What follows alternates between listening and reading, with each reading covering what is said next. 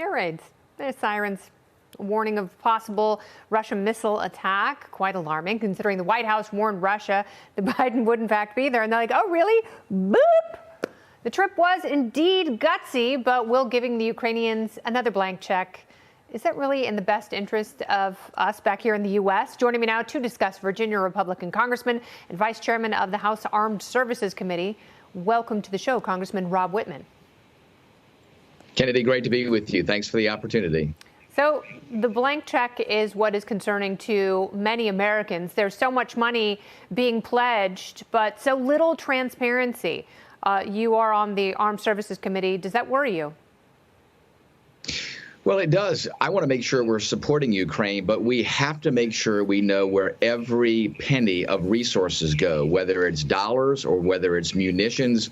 We've seen in the past where munitions get sidetracked. They end up not in the hands of Ukrainian soldiers, or as we saw in Afghanistan, in the hands of Afghans. That, to me, is something that has to be a priority. And I have a bill in that would absolutely do that. It would create a very high-level effort within the Inspector General's office of the Department of Defense to not only look at the balance sheet about what goes there and what arrives there, but also to make sure we include the intelligence community. Because, Kennedy, it's not just saying that, 150 pallets of munitions arrive in Kyiv. It's also, did they get to the front lines? Did they get in the hands of Ukrainian soldiers?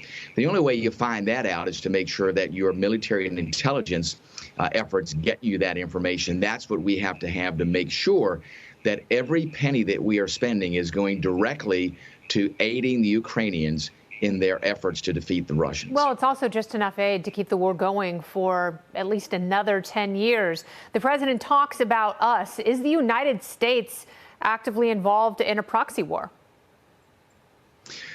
Well, I think the United States is deeply involved in this, and you could call it a proxy war. The good thing, though, is this, is I think strategically it's the right place for us to be, because if we were to allow Russia to march across Ukraine and take that country through this unprovoked attack on a sovereign nation, that would embolden Russia. And I do believe the next step would be against a NATO nation like Poland or the Baltics. And as soon as that happened, it invokes Article 5, and then we would be indeed involved on the ground.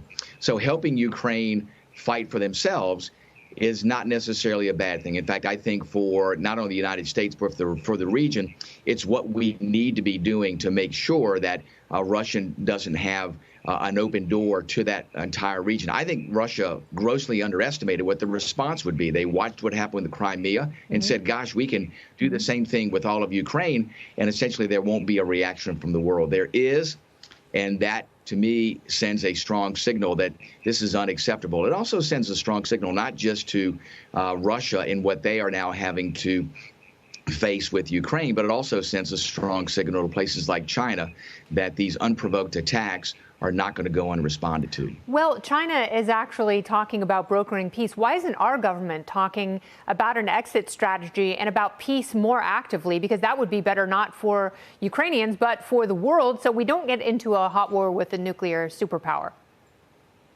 Well, Kennedy, you're right. We need a plan, and that's what Congress has been asking from this administration all along. What is the plan as we are putting resources into this effort with the Ukrainians and along with our European allies? What's the plan?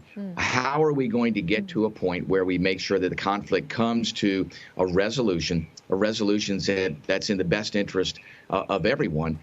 If you don't see an end result, then yes, it could go on for a prolonged period of time. And the thing is, when you can't estimate what the end may entail, those uncertainties create a lot of problems. And I don't want to find ourselves in that area of uncertainty, because that's where chaos prevails. Absolutely and where right. Misjudgment, miscalculations also prevail. Yes, and we see a lot of uncertainty here. I don't know if I trust anyone at the helm to bring certainty or resolution, and that's what worries me. Congressman, thank you for your thoughts and for your time. Thank you, Kennedy.